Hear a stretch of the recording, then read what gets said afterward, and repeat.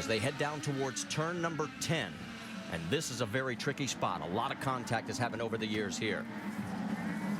Then from turn 10, you head up through that quick right, left, 11 and 12. And you can see by the edges of the wall, generally where the guys would take their cars out to the edge.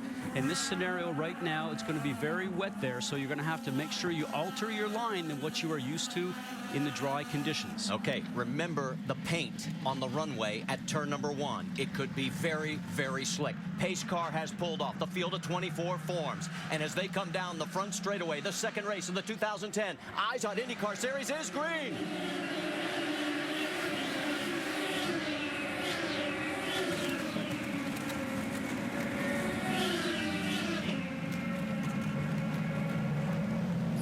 Wide through the corner. Nicely done. Calmer heads prevailed for the first time in years here. And Marty, on that start, Tony Kanaan came out on the outside and started to accelerate too quick. Will Power very smartly, because he's the pole sitter, turned around and held back. As we're now watching Marco Andretti dive on the inside. A very nice move when the track is wet. But back to Kanaan for a second. He then had to slow up on the start. And in turn, Will Power then got the jump. Conway has stalled the car in turn 2, so Mike Conway is right in the middle of the racetrack, and if they can't get him fixed... Oh, and Dario Franchitti has been turned around. And both of those are probably results of spins of some nature. You can see the flat spots on all 4 tires of Franchitti's car. Let's go on board with Dario Franchitti and show you what happened here. Now this is just coming out of 1. There goes around 24, Mike Conway. And Dario's probably going to try and gas it, and it goes around. Remember, that's so slick here at any point in time. No traction control on these cars this year, so all you're doing is using your foot and trying to generate enough grip to get the car going forward. If he can hurry, he can stay on the lead lap if they can get him refired. The team is standing by because obviously he's flat-spotted the tires. He did bang the wall with the left front at least. He's refired. And now the question will be just if he did any damage to that left side of the car. Well, and we talked about earlier on, you don't want to end up into the fence, but those guys were both very lucky. The difference here on a street course versus a natural terrain road course, on a road course you go off and slide into the grass and maybe into the gravel trip. And here in this situation, you're going to end up going into the wall. And I don't know if Mike Conway got any help in his spin that set off this first reaction. And there is Conway as he has gotten refired as well. And he looks to be okay, like he had no contact whatsoever. And it does not look like his tires are flat spotted, as we could clearly see on Dario's car. But, you know, they're both at the back of the field right now. They might as well come in and at the very minimum put a full load of fuel into the car. And right now, Dario stays out. To catch up to the pack. He doesn't want to get caught behind, so he'll catch up. Get to the tail end of the pack that's just up a few corners ahead. The pace car will run around here at about 60 miles an hour.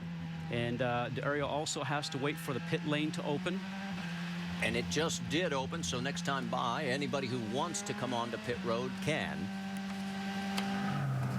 To give you an idea with this early caution, the fewest we've ever had in the race is 2. The most we ever had was 7, and that was in last year's event. Well, we might be up that way again. Now, Johnny Rutherford is driving around the pace car right now at 60 miles an hour. What they did say they would do in the drivers' meeting is that he would accelerate up to about 85 or 90 down the front stretch, just to avoid having people come in the pit lane and then coming out in front of the pace car. The on-track distance is a little longer than the pit lane distance. So far, none of the cars, as we would expect up front, did not come in to pit lane. We can't tell you that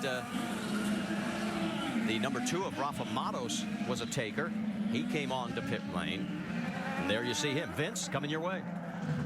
Yeah, Rafa Matos, remember, he's one of those that started on the blacks when just about everybody else started on the reds. They're just going to refuel. He's not going to change tires. He's not going to the reds. So Matos just takes the top off with fuel.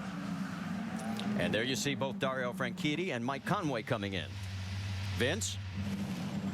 Franchitti is in looking for a little damage on that nose on the left front, and there is just a little bit of wing damage on the left front corner. They make the tire change, putting on the fresh black Firestones and topping off the fuel for Dario. Here's one of the issues for Dario. Remember the rule, you have to have 2 green flag laps on those reds. He does not have that requirement met yet. Let's get an update on Mike Conway from Jamie Little. Well, Mike Conway came on the radio and told his team all he did was stall it. He did not spin and flat spot the tires. Therefore, he came in, packed up full of fuel, and they kept the reds on. So he'll be able to make that requirement very easily, but you want to add something there? You know, and we talk about the racetrack being very slick, but you can see in those pit stops just how slick the pit lane is. There could be issues there today also. All right, Will Power is going to bring him around. Turns 13 and 14. Pace car has already pulled off. He is in control of the field, and it is going to be Power, Dixon, Marco Andretti, Elio Castroneves, and Tony Kanaan. That is your top 5, and we're racing again in St. Pete.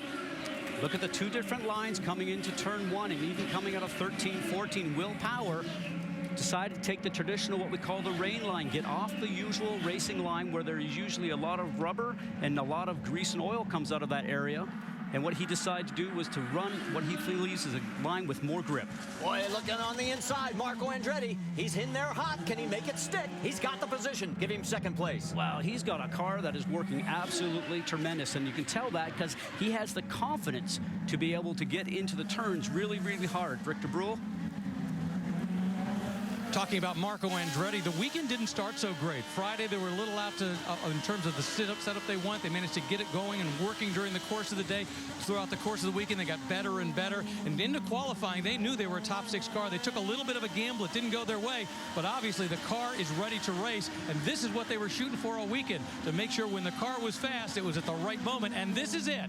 Boy, he is trying the outside of turn 13 and 14. As you look at our Firestone telemetry, watch him go up through the gears. In the dry, you get up over 160 miles an hour. We'll see how it works here in the wet. Big braking zone here, and he's going for the lead. And he's got it. Will Power surrenders first and may give up more. He does. And Marty, when I talked to Marco the other day, he is a much more confident driver now than he was last year. I'm sure the changes within the team are starting to work very well for him. And now more passing going on. Number 3, Elio Castroneves around Will Power also. So our pole sitter, who dominated all weekend, has been bumped back to 4th in less than 4 corners. And Tony Kanaan is all over his back wing. Now, I'm not going to get too excited right away for Will Power because he's got a car that he knows works very, very well in the dry. And as this course starts to get some rubber down on it and the conditions start to get better, watch for his car to improve, and then he'll start to march up towards the front.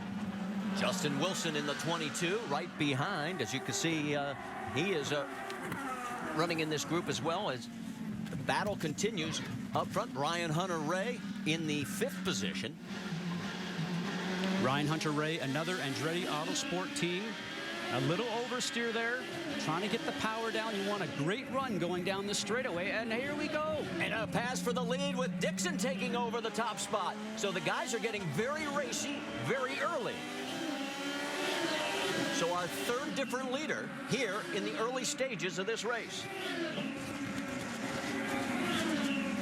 Marco Andretti 2nd, Elio Castroneves. There is Will Power a little bit further back. There's Alex Tagliani and Takuma Sato. Hideki Muto going through, and there's a pass back in, and that is Vitor Meira trying to work his way up through. He gets around Dan Weldon. And in the Dollar General car, the yellow 67 machine, Graham Rahal aboard Sarah Fisher racing car this weekend. And he has been giving that car its best ride on a street and road course for quite some time. Sarah, be the first to tell you she is not a road course specialist. And she put him in this car for 2 races. He's still trying to come up with sponsorship to be able to join a team for the remainder of the season, but nothing signed yet.